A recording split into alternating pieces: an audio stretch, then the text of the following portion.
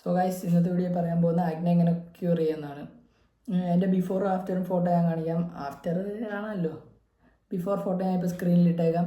ഞാൻ യൂട്യൂബിൽ കണ്ട കുറേ ടിപ്സൊക്കെ ട്രൈ ചെയ്ത് നോക്കിയിട്ടുണ്ട്. പക്ഷേ വർക്കിംഗ് ആയിട്ട് വന്ന 3 കാര്യങ്ങളാണ് ഞാൻ ഇന്ന് ഈ വീഡിയോ പറയാൻ പോകുന്നത്.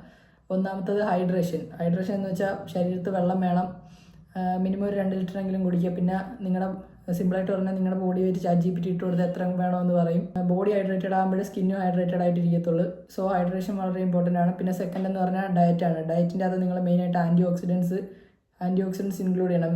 ഷോർട്ടാക്കി പറഞ്ഞാൽ നിങ്ങളൊരു ആൻറ്റി ഇൻഫ്ലമേറ്ററി ഡയറ്റ് കഴിക്കണം. ഇപ്പം നിങ്ങൾക്ക് അത്യാവശ്യം നല്ല രീതിക്ക് ബ്രേക്ക് ഔട്ട് ആകുന്നുണ്ടെങ്കിൽ മെയിനായിട്ട് ബ്രേക്ക്ഫാസ്റ്റിന് ഇഡലിയും ദോശയും പിന്നെ ഉച്ചയ്ക്കും വൈകുന്നേരം കേർഡ് ആഡ് ചെയ്യാൻ നോക്കുക.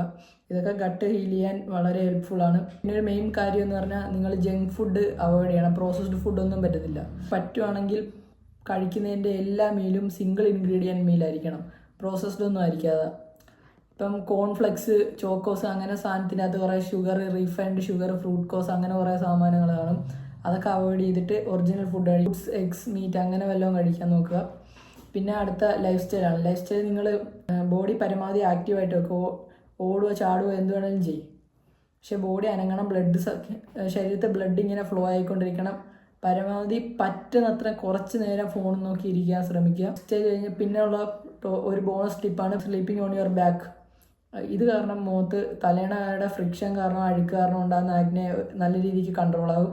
3 മെയിൻലി എൻ്റെ ആഗ്നെ റെഡ്യൂസ് ചെയ്യാൻ എന്നെ ഹെൽപ്പ് ചെയ്തത്.